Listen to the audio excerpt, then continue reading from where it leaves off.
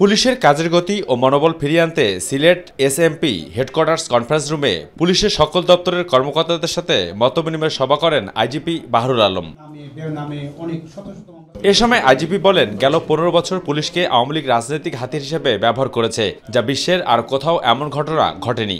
15 বছরে আমরা দলীয়ভাবে আমাদের উপরে প্রভাব এত বেশি, কুপ্রভাব এত আসছে যে আমরা হেন অন্যায় নাই আমরা করি নাই। আপনারা জানেন, আমরাও জানি, এবং এটার জন্য আমরা অবশ্যই অত্যন্ত দুঃখিত, অত্যন্ত লজ্জিত। দলীয় স্বার্থ উদ্ধারে পুলিশ বড় ধরনের অপরাধ করেছে এমন লজ্জা প্রকাশ করে আইজিপি বাহরুল আলম বলেন, নিরীহ ও মিথ্যা মামলা করে যাদের আসামি করা হয়েছে তাদের গ্রেপ্তার করা হবে না। হয়তো অপরাধ করেছেন 10 জন, ওইখানে তারা 1300 নাম দিয়ে দিচ্ছেন। যারা নিরীহ, যারা আদৌ এই ঘটনায় সম্পৃক্ত নন, তাদেরকে কোনো অবস্থাতেই গ্রেপ্তার করবে না।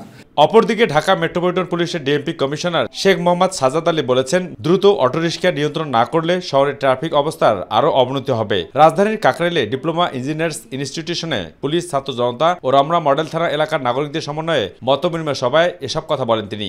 এই শহরবাসীর জন্য যেটা সবচেয়ে বেশি পীড়াদায়ক, এই শহরের ট্রাফিক এখন একটা বড় মাথা ব্যথা। ইদানিং যুক্ত হয়েছে অটোরিকশা।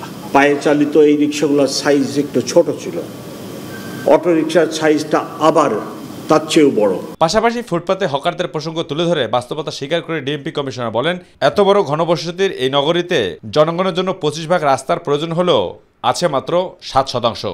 একটি শহর প্ল্যানিংয়ে 25% জায়গা রাস্তার জন্য থাকা উচিত। অবু সেতপু, মাই টিভি, ঢাকা। শহরের মাত্র 7%।